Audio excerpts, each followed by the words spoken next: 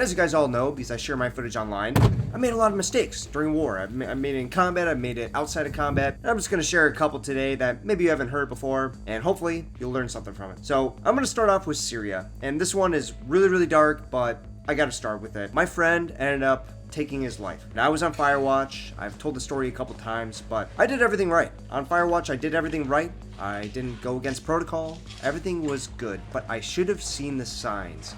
So I include this as a mistake. I think myself, as well as everybody that was in our team, should have seen the signs that this guy was struggling with mental health. And I want to mention this one because as a soldier, you're not just dealing with mistakes, potential mistakes that you can make on the battlefield, but also off the battlefield and the mental problems, the interpersonal relationships that you have with these people. It's a very personal job to be a soldier, and you need to be a little bit more mindful about that stuff. The next one is asking to be the NLAW gunner when we needed to be not asking questions. This was a QRF mission at the beginning of the war in Ukraine. Myself, when I was in that group meeting, platoon leader was saying, you are this, you are this. He was giving out different tasks to different people, because we needed to leave within the minute. After he had said what my job was going to be as a rifleman, I raised my hand and said, oh, can I be an NLAW gunner? Which was not the right time. Everybody looked at me weird, and I realized at that moment, like, well, what was I doing? Why was I raising my hand in the middle of a vital moment saying, can I please be the NLAW gunner? It was a dumb mistake. I did get the NLAW gunner spot, but did I need to say that? Did everybody know how to use the NLAW? Yes. I just wanted it because I love the NLAW. At the end of the day, the mistake there was that I brought myself into the conversation when I'm just a lone soldier. I'm like the lowest rank. Why am I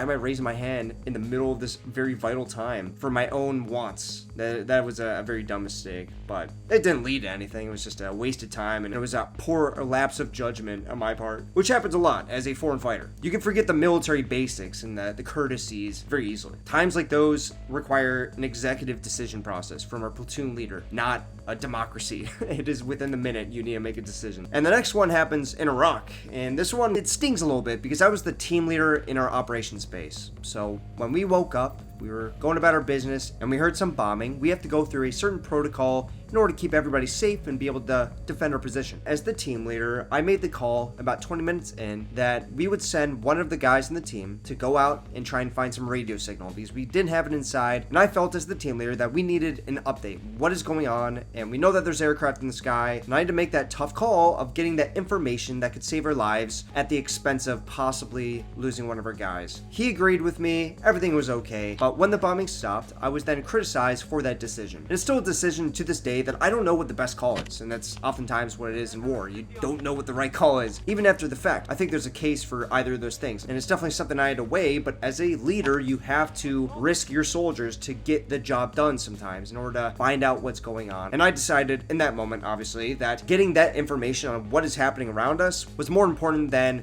keeping out of line of sight from these drones and jets that were in the air. Well, the problem came when one of the soldiers, after the fact, had came to me and said, I criticized that decision. I think that was a terrible decision. And I took it personal. And that's something you shouldn't do as leaders. Take these things personal. You have to listen to your team and know what they're feeling and how they feel about certain decisions you've made. That way you can make them a little bit better in the future, as well as expand on your own knowledge and expand on what do you think would be best? So this was a post-operation or post-defensive operation meeting. This was the purpose of this meeting, was to talk about what went right, what went wrong, what we could improve on. So to have a yelling match, and I think this is my only yelling match I've ever had in my life. I'm not normally that sort of dude, but at that moment I was. And I think I let the ego of being a team leader get in the way of improving on my skills and make my team feel like they're heard. Definitely don't recommend yelling at your team for criticizing you. This was a bad mistake, and gotta mention it because that's what this video is. Thinking the end was nigh. I like to get in my head a lot in war, especially in Ukraine. And a lot of those times I have a hard time getting over that fear. So this is a survival instinct. This is how your brain is supposed to react. You're supposed to have a fear of death, but in order to be a soldier, you need to be able to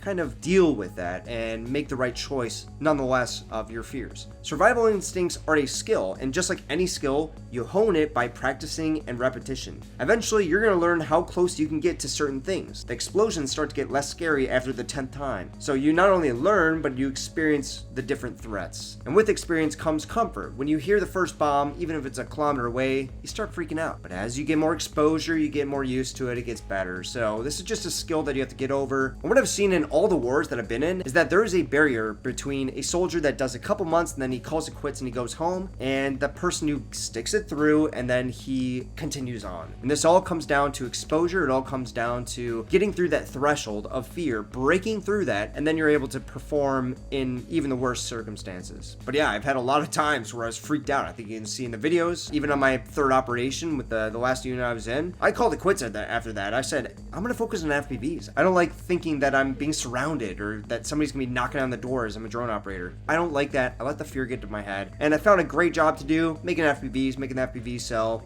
work. My team appreciated me the entire time I was there. So that's not a mistake, but the mistake is thinking the end was nigh and just kind of being in my head, being too internal, as we call in the military, when you're on the front line. Not a good mix. So the final point with that, think about the exposure. If the threat is tanks, well, cool. I know that it's a direct fire weapon. So me behind this berm or in this dugout means that I'll be all right. I know what they sound like. I know what their capabilities are, and it's going to be okay. The tanks and mortars and indirect fire, they are kilometers away. You're not going to know without exposure what is firing at you. So you could be freaked out thinking a mortar is going to land through the roof. But if you know what that sound of a tank is, then you know, well, he can't get through the roof. He's a direct fire weapon. The next one is also in Ukraine, and it was when I didn't stick up for myself. I had the training, I had the knowledge of pretty much everything I needed to do. I had the combat experience, but on this special occasion, we got stuck in the mud with our vehicle. So we had to stay behind as the other group went out to do the mission. But our vehicle was stuck in a direct line of sight within a kilometer of the Russians. They could observe us as we were trying to get this vehicle out of the mud. We got it out of the mud, and we didn't take any incoming, and we had kept the vehicle in line of sight. Instead of driving into the forest, literally 10 meters away, we kept it there in line of sight.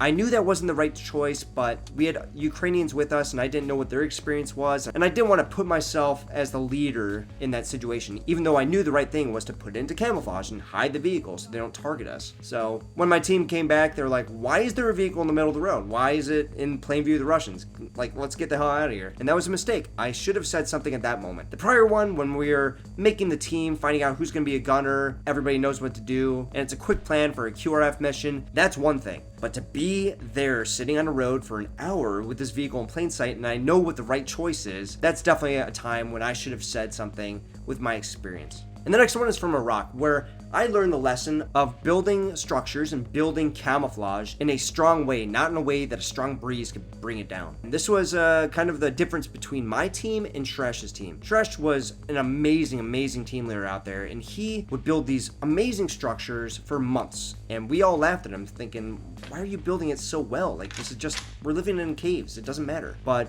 when we had this big winter storm come through, my structures all fell down. They all fell down and they exposed our tunnel entrances, and it was awful. It was a very bad security breach for us because I had made them quickly. It was within a week, I would have one camouflage structure done and we'd start on the next one. But his stood. His withstood the test of time, the test of wind. But yeah, as soon as that winter storm came through, camouflage goes away, the drones were then crawling over us. They were circling us for days as soon as that happened, way more than usual, and I knew exactly what was up, and I knew the mistake that I had made, and it cost us the position. So taking that extra time, not going half-assed, proved beneficial. And the end result of that mistake of rushing through the process of building these structures that should take time to make them durable was the bombing of every single one of those structures and every single one of our tunnel entrances, which was not a good thing. We didn't have any major casualties, but it was not a good time. I'll definitely not make that mistake again. I will put in the effort to make it durable. The next one is complacency. Using lights in the dark, not caring about the drones, whether it's in Iraq or Ukraine, just general complacency. I am like any soldier. I've made those mistakes knowing that they were going to be mistakes and knowing that I shouldn't do what I'm doing. And I think a lot of the stories that I told you could all be marked down to complacency. I knew the right decision in a lot of those cases, but I decided to go the easy route, or I decided to turn on my light to go and pick up a drone, and we ended up getting bombarded. You've seen this in combat videos that I posted a couple months back. This stuff happens. It can cost lives. Just make sure to be absolutely proficient and put to action what you know to be true. And the last one for you guys is another one from Iraq, and I was the squad leader at this time. I was a squad leader for like a month and a half, and I had to designate who was going to be the team leader of the operations base, and I put one of the guys in charge. I'm not going to say his name. He's a great dude. He's a friend of mine. We all made mistakes, but he, during a thunderstorm, thought that there was an attack happening. He thought that the thunder was bombing, which is a very common mistake, whether it's in Ukraine or any other war. He ended up kind of going a little bit nuts, and he ended up shooting open the lock to go into the armory to go and get more ammunition. And the guys in the team, which could have been team leader, I could have designated them to be the team leader, were concerned about how he was dealing with things. The team lost respect for him, and that next day I get a radio call from them asking, can you come up? They were secretly taking the radio saying, can you come up and have a talk with us? And I did, and at that point I realized that me picking the wrong team leader ended up making a really tough decision where people then can't trust their leaders. So it was a bad mistake on my part, bad mistake on his, but hey, this stuff happens, and that's war. I should have seen the signals that, hey, this guy is not meant for a leadership position, but I didn't at the time. And I think what you can get from this is that there are a lot of moments in war when you don't know if you're making the right decision or not. It's all split second, and that's why it's important to have criticisms and be able to self-criticize yourself and think back of these times. And that's why I'm sharing it today. I want to let you guys know where I went wrong. You know, somebody that I could very easily, as a YouTuber, just put the good parts out. Put the good parts out and let people think that I'm a war hero, I've done everything perfectly, and I'm the top soldier, Captain America. Well, I'm not. I am a soldier who did 2 years in the Marine Corps, and I got out early, and I still have my heart in it, but I make mistakes, and that's what the video is. So, hey, again, this footage is from Veron CSG, and if you guys feel so inclined, the donation link for Veron CSG is in the description. Definitely recommend donating to them. They're always buying parts and camouflage and jammers and FPV parts, everything. Anyway, I appreciate all of you guys watching and listening to my stories. I'll see you guys in the next one. Peace.